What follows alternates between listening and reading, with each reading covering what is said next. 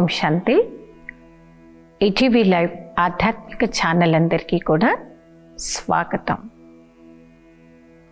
మన నోటి నుండి గుణగానం ఒక ఈశ్వరుడి గురించే వస్తూ ఉంటుంది. నా జీవితం ఎంతో గొప్పగా ఉంది, నేను లైఫ్లో సక్సెస్ అయ్యాను, సంతోషంగా ఉన్నాను. ఇవన్నీ నాకు సాధ్యం అవ్వడానికి మూల ఆధారం, మూల కారణం భగవంతుడు, పరమాత్ముడు అని మనం చెప్తూ ఉంటాం. పరమాత్ముడు అనగా జన్మ మరణ చక్రరహితుడు, దుఃఖహర్త సుఖకర్త, స్వయం భో, సర్వమాన్య, సర్వోజ్ఞ, దాత. ఇవన్నీ కూడా పరమాత్ముడి విషయంలో మనం నిత్యం గుణగానం చేస్తున్నటువంటి అంశంలో.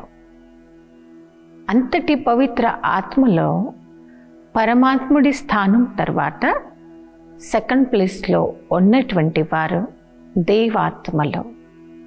ఆ దేవతల్లో ఉండేటువంటి ఒక గొప్ప స్పెషాలిటీ అదే ఇచ్ఛా మాత్ర అవిద్య, అంటే కోరికంటే ఏమిటి అనేటువంటి విద్య లేనటువంటి వారు. కొందరిని చూస్తూ ఉంటే మనకు కూడా అనిపిస్తుంటుంది, వీరికి ఏం తక్కువ ఉందని. సరిపడ ధనం ఉంది, సరిపడ ఆస్తి అంతస్తులు ఉన్నాయి, హోదా ఉంది, అన్నీ ఉన్నప్పటికీ ఎందుకింత జలసి, ఎందుకింత కాంపిటీషన్? ఇంత వయసు వచ్చినా పరిగెత్తుతూనే ఉన్నారు. బట్ వారికి మాత్రం తృప్తి అనేది కనపడడం లేదు. వారు తృప్తిగా కనపడకపోవడానికి, ఉండకపోవడానికి ఏకైక కారణం అనేక కోరికలు. ఒక వ్యక్తి దేవి ముందుకు వెళ్ళాడంట, దేవిని రిక్వెస్ట్ చేశాడు. ఏమని?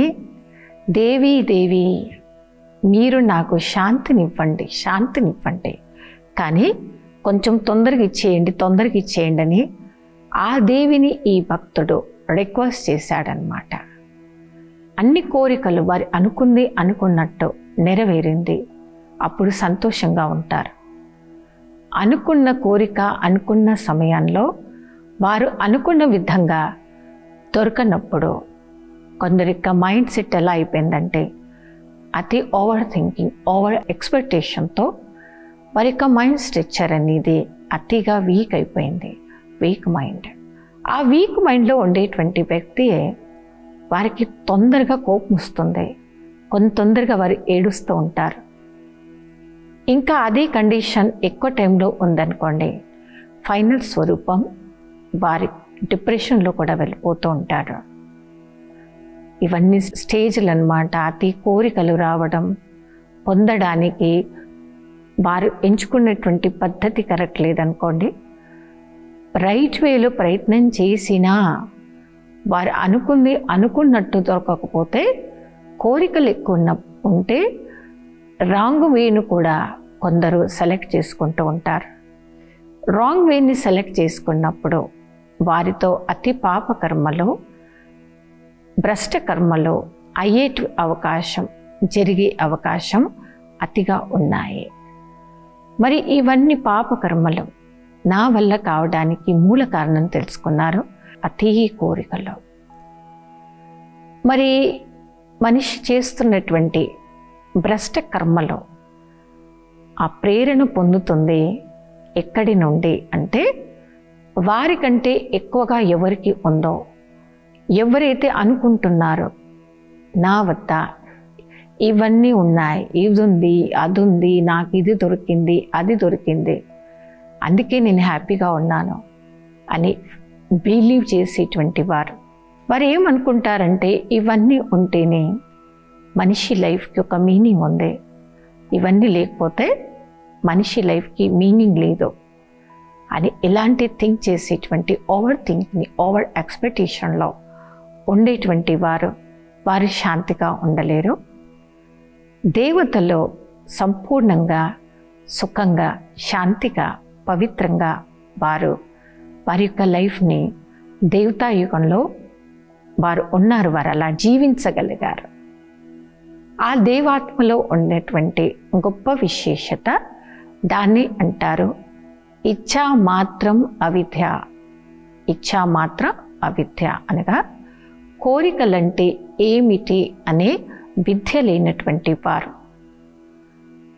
మనిషి జీవితంలో అతి కోరికలు అనేది పెరిగాయనుకోండి, అప్పుడే అశాంతి అనేది కూడా పెరుగుతుంది. ఇదొక నియమం. ఇచ్ఛా మనుష్యకు అచ్చా పన్నా నహీ దేగి అంటే కోరికలు మానవుడితో మంచి పనులు చెయ్యనివ్వదు.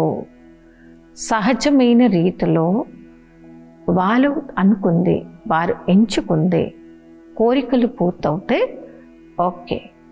కానీ అతి కోరికలు, భ్రష్టమైన కోరికలు, విషయ వికారాలతో నిండినటువంటి పాపం యొక్క కోరికలు కోరుకున్నప్పటికీ ఆ కోరికలు నెరవేరడానికి భగవంతుడు ఏ రకంగా మీకు శక్తినివ్వడు, హెల్ప్ చేయడు. ఈ రాంగ్ ఫీలింగ్ నుంచి మీరు బయటకు రండి. ఏ రాంగ్ ఫీలింగ్ అంటే పాపములేకి బాగుంది లోకం. ఒక రకంగా చూస్తే పాపాత్ములే నాకంటే హాయిగా బ్రతుకుతున్నారు, వారికి ఏం లోటు ఉంది, ఏం తక్కువ ఉంది, ఏం లోటు ఉంది, ఏం తక్కువ ఉంది అని ఆ పాపాత్ములను చూసినప్పుడు వారి నుండి ఈ తప్పుగా మీరు ప్రేరణ తీసుకోకండి. పాపాత్ములను చూస్తూ తప్పు ప్రేరణ తీసుకొని వారిలా మీరు కూడా అతి కోరికలలో నిండిపోయినటువంటి ఒక వ్యక్తిగా మారకండి.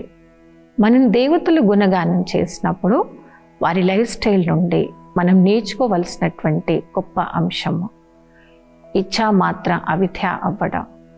కోరికలంటే ఏమిటి అనే విద్య లేని వారిగా అవ్వాలి అనేటువంటి ఒక లక్ష్యాన్ని ఎంచుకోండి. దేవాత్మలు అనగా సర్వగుణ సంపన్నులు, 16 కళ సంపూర్ణులు, సంపూర్ణ నిర్వికారి, మర్యాద పురుషోత్తం, అహింస పరమోధర్మం. ఈ డిగ్రీస్ ఏవైతే దేవతల్లో ఉన్నాయో మనం గుణగానం చేస్తున్నామో వారిలా నేను కూడా అవ్వాలి. ఒక లక్ష్యాన్ని ఎంచుకోండి, వాళ్ళు ఉన్న గొప్ప గుణాన్ని నేర్చుకోండి. అదే గుణము ఇచ్ఛా మాత్రం అవిద్య అంటే కోరికలంటే ఏమిటి అనే విద్య లేని వారు అవ్వండి. మీరు చాలాసార్లు దేవతల చిత్రపటాన్ని చూసి ఉండవచ్చు. దేవతల చిత్రపటంలో ఆ దేవి భక్తుడి ఎదురుగా తను ఇస్తుందే తప్ప తీసుకోరు, స్వీకరించరు. దేవి అనగా ఇచ్చేవారు అవ్వండి, తీసుకునేవారు కాదు. ఇచ్చేవారు అనగా మనం పొందినటువంటి పవర్, నేను తీసుకున్నటువంటి శక్తి ఇతర ఆత్మలకు నేను పంచాలి, ఇవ్వాలి. ఇచ్చే దేవత అవ్వాలి. అప్పుడే మనం అనే విద్య లేని వారు అవుతాము. కోరికలు అనేది అతిగా ఉన్నప్పుడే మనుష్యాత్మ సుఖశాంతి యొక్క అనుభవం చెయ్యలేకపోతూ ఉంటుంది. రోజు ఈశ్వరుడి ముందుకు వెళ్ళి నమస్కరించి భగవంతుడికి ఒక మాట చెప్పడం నేర్చుకోండి. పరమాత్మ, నాకు ఏది కావాలో, ఎంత కావాలో, ఎప్పుడు కావాలో నాకు సరిపడా ఆల్రెడీ మీరు ఇచ్చేశారు. నాకు ఇచ్చేశారు, నా దగ్గర ఉంది. భగవంతుడు నాకు ఇచ్చేశాడు, నా దగ్గర అన్నీ కూడా సరిపడే ఉన్నాయి అనేటువంటి ఒక గుడ్ ఫీలింగ్.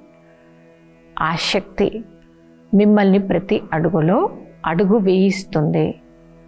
అతి కోరికలు అనేటువంటి అతిగా పోకుండా, మనసుని తప్పు వైపు పోనివ్వకుండా, పాప కర్మలకు మీ మనసుని వశం కానివ్వకుండా మిమ్మల్ని మీరు కాపాడుకోండి.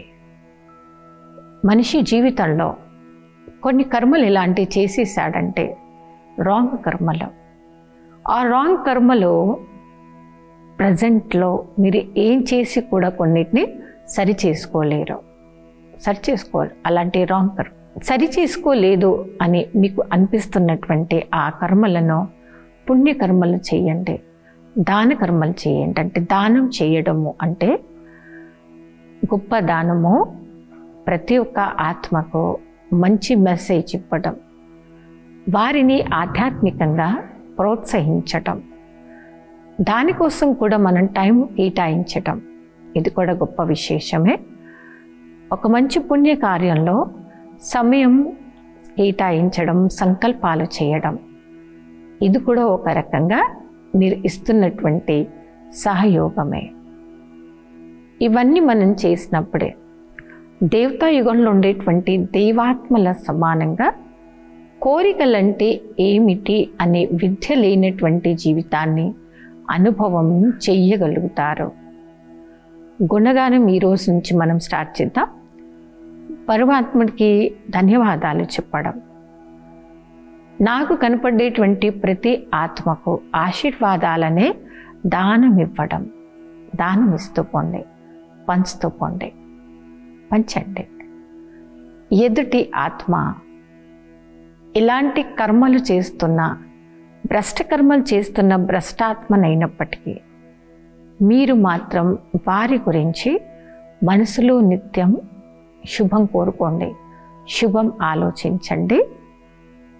మనం వర్తమాన సమయంలో దేవతాయుగంలో ఉండేటువంటి దేవతల యొక్క జీవన విధానం నుండి యొక్క మంచి లెసన్ నేర్చుకుంటే సుఖమయమైనటువంటి, సాత్వికమైనటువంటి, సతోప్రధానమైనటువంటి జీవితం యొక్క ఎక్స్పీరియన్స్ని మనమందరం చెయ్యగలుగుతాము.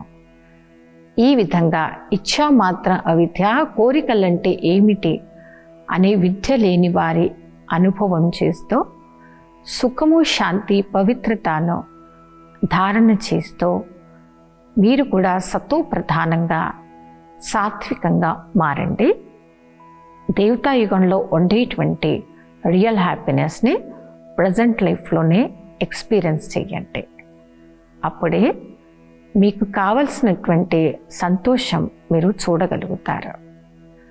అతి కోరికల్లో ఉన్నప్పుడు, పనికిరాని కోరికలు ఉన్నప్పుడు మన యొక్క మనసు యొక్క స్థితిలో చంచలత్వము, ఈర్ష, ద్వేషము, ఇరిటేషన్, ఫ్రస్ట్రేషన్ అనేది పెరుగుతూ ఉంటుంది. కొందరి మైండ్ సెట్ ఎలా ఉంటుందంటే వారి అనుకున్నది అనుకున్నట్టుగా, అనుకుంది అనుకున్నట్టుగానే అది కనపడాలి, వినపడాలి, అప్పుడే వారు హ్యాపీగా ఉండగలుగుతారు. అది జరగలేదనుకోండి, ఈర్ష అన్న పెరుగుతుంది, లేదా అహంకారమైన. అహంకారి వ్యక్తి, ఈర్షతో కూడిన వ్యక్తి తమకు తాము అన్ని రకాలుగా వేస్ట్, లాస్గా అని తప్పుగా ఫీల్ అయ్యేటువంటి వ్యక్తులు జీవితంలో ఎప్పుడూ సంతోషంగా ఉండలేరు. మీకు కావలసినటువంటి సంతోషము, దేవతల సమానమైనటువంటి జీవితమును అనుభవం చేయాలి. కాబట్టి ఈ యొక్క ఆచరణను మనం స్టార్ట్ చేద్దాం. ఇచ్చా మాత్రం అవిద్య అంటే కోరికలంటే ఏమిటి అనేటువంటి విద్య లేని వారిగా మనం మారాలి. స్వయంతో స్వయము, సర్వులతో, మనతో మనం, సర్వులతో కూడా, ప్రతి ఒక్కరితో కూడా సంతుష్టంగా ఉండాలి. అంటే సంతోషంగా ఉండాలి. ఎంత ఎక్కువ మీరు సంతోషంగా ఉంటారో మీ సంతుష్టకరమైనటువంటి, తృప్తికరమైనటువంటి జీవితం కూడా ఎదుటి ఆత్మకు ఒక లెసనే నేర్పిస్తుంది. లెసన్. సంతుష్టకరమైన జీవితం, తృప్తికరమైనటువంటి జీవితంలో జీవించినప్పుడే కోరికలంటే ఏమిటి ఆ విద్య లేని వారిగా మీరు అవ్వవచ్చు. అప్పుడే మనకు కావలసింది దేవాత్మలో ఉన్నది, రాబోయే యుగంలో మనకు ఏం చేయాలనుకుంటున్నామో అది, ఇవన్నీ కూడా మీరు చెయ్యగలుగుతారు, చేస్తారు కూడా. చేస్తారు అయితే వినడం, వినిపించడం, చెయ్యడం, ఇవన్నిటికీ సంబంధం ఉందని మీరు ఎన్నోసార్లు విన్నారు. ఇప్పటి వరకు మీరు పద్ధతిని విన్నారు. ఏం పద్ధతి విన్నారు? కోరికలంటే ఏంటి అనే విద్య లేని వారుగా అవ్వాలి. అతి కోరికలో, అక్కర్లేని కోరికలో మీ జీవితంలో అశాంతిని, దుఃఖమును తన వెంట తీసుకొస్తూ ఉంటుంది. అతి కోరికలు, అక్కర్లేని కోరికలు, అది వస్తూ మీకు దుఃఖం, అశాంతిని కూడా తీసుకొస్తుంది. కానీ ఈ యొక్క స్థితి దేవతలు ఉండేటువంటి స్థితి. కోరికలంటే ఏమిటి అనే విద్య లేని ఆ యొక్క మార్గాన్ని మీరు ఎంచుకుంటే దాని వెనుకాల సుఖము, శాంతి, ఆనందం యొక్క అనుభూతులు దాని వెంట వచ్చేస్తూ ఉంటాయి. ఇప్పుడు మీరు ఎంచుకోండి, నాకు ఎలాంటి జీవితం ఉపయోగకరమైనది? కోరిక లేని జీవితమా, అతి కోరికలతో ఎదుటి ఆత్మ పైన క్రోధాన్ని, ఆవేశాన్ని, అహంకారాన్ని ప్రదర్శిస్తూ మన యొక్క అకౌంట్ని, అంటే మన యొక్క పుణ్యం యొక్క ఖాతాను మైనస్ ఖాతాలో వేయడమా, పుణ్యం యొక్క ఖాతాలో వేయడమా? అవకాశం మనకు ఉంది. మీ యొక్క మైండ్ని ఎటువైపు డైవర్ట్ చేస్తున్నారో చూసుకోండి. సమయాన్ని వృధా చేయకుండా మంచి సఫలతను పొందేటువంటి సాత్విక యోగులుగా అయినప్పుడే, సతో ప్రధానంగా ఉన్నప్పుడే మీకు కావలసింది, మీరు ఆశిస్తుంది సుఖప్రదమైనటువంటి జీవితం యొక్క ఎక్స్పీరియన్స్నే. ఈ విధంగా కోరికలంటే ఏమిటి అనేటువంటి విద్య లేని వారు అవ్వాలి. అతి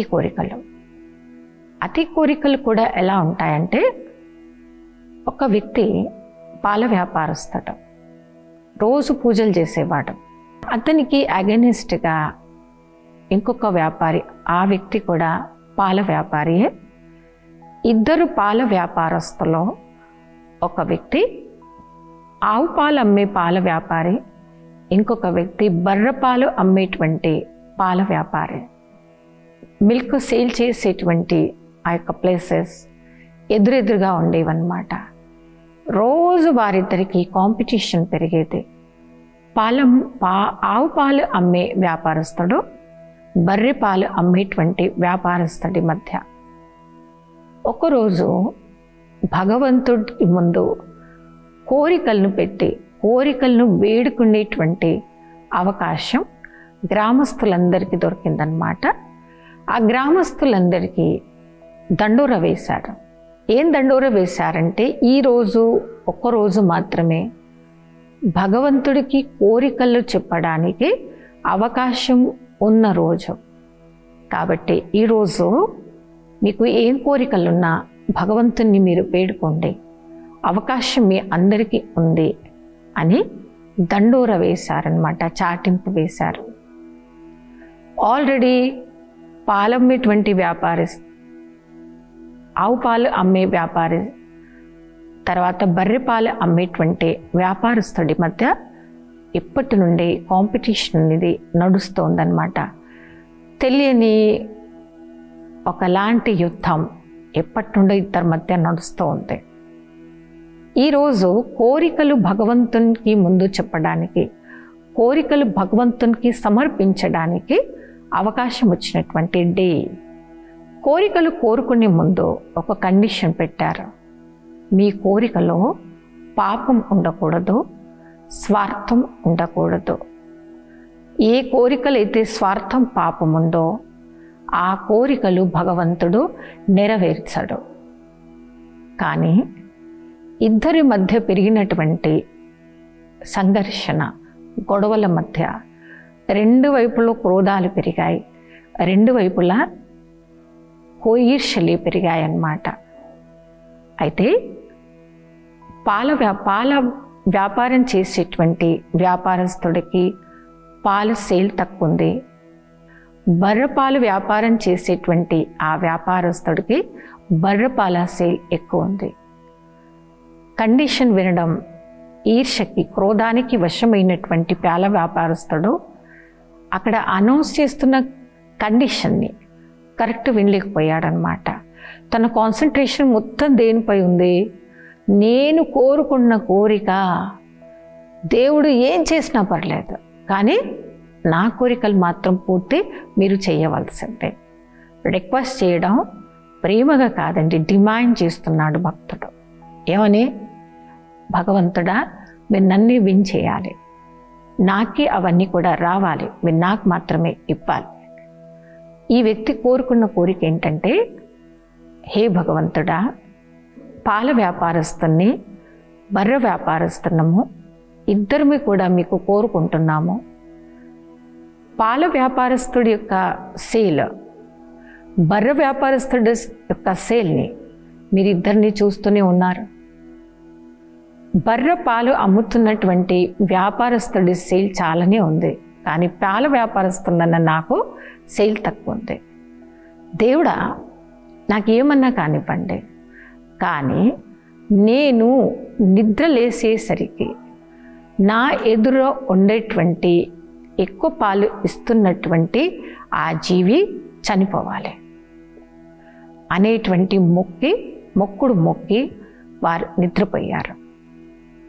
నిద్రపోయేసరికి దొరికింది ఏంటంటే, ఎర్లీ మార్నింగ్ లేవగానే ఈర్ష్యతో కూడినటువంటి కోరిక, పాపంతో కూడినటువంటి కోరిక కోరుకోవద్దు అనేటువంటి మాటను మర్చిపోయి రివర్స్లో ఈ భక్తుడు కోరుకున్నాడు. అతనికి ఫలం కూడా రివర్స్ దొరికింది.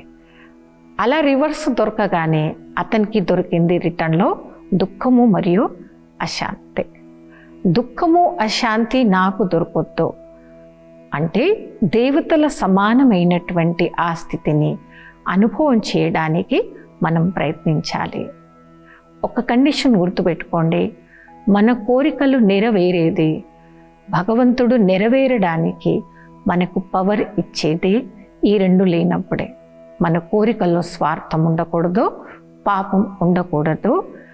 ఈ యొక్క మాట మనం గుర్తుంచుకొని మనం కోరికలను కోరుకోవచ్చు. ఇచ్ఛామాత్ర అవిద్య అంటే కోరికలంటే ఏమిటి? విద్య లేనటువంటి దేవతల యొక్క జీవన విధానం గురించి ఈరోజు ఎపిసోడ్లో ఎన్నో విషయాలను తెలుసుకున్నారు. రాబోయే ఎపిసోడ్లో మరొక కొత్త అంశం గురించి చర్చించుకుందాం. అప్పటి వరకు శాంతి.